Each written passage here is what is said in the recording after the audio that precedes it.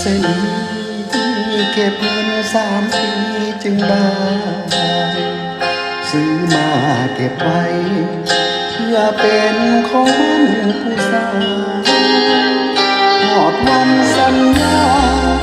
ลางานกลับมาบ้านน้ำตาพังแล้ผู้ข่าวว่าน้องแต่งหัวใจสะท้านอ้ายมาบ่ทันใจเจ้าสัญญาจบตอนน้องเข้าพาอ้ายเพื่อนน้ำตาเข้ามาเป็นแขกช่วยงานสร้อยที่เตรียมมือออกมาเป็นของขวัญแทนใจ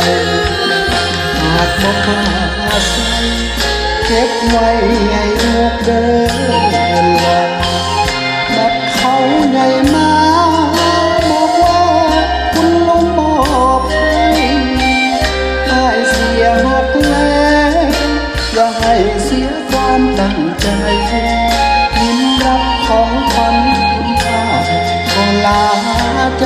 ไปชั่วชีวิตสร้อยทองเส้นนี้บ่มีสิทธิ์เป็นของมันมอบเป็นของขวัญช่วยงานแล้วหายสิกระเป๋า1 ใบกลับไปสู้งานอีกที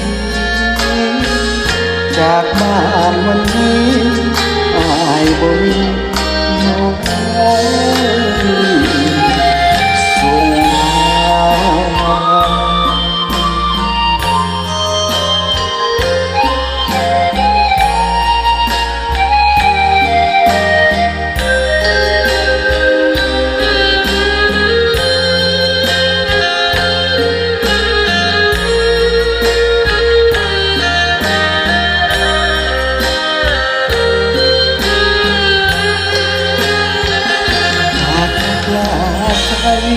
เก็บไว้ให้ลูกเดิน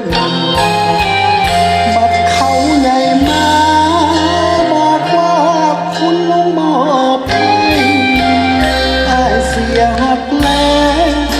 อย่าให้เสียความตั้งใจยิ้มรับของขวัญคนค่าก็ลาใจไปชั่วชีวิตสร้อยทองเส้นนี้บ่มีสิทธิ์เป็นของมัน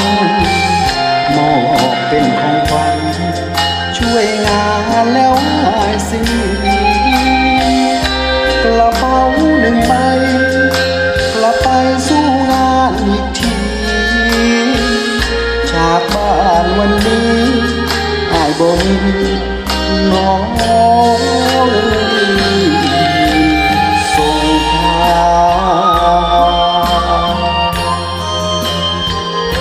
ขอบคุณที่เข้ามารับฟังและก็ให้กำลังใจกันมาโดยตลอดนะครับขอให้มีความสุขในการ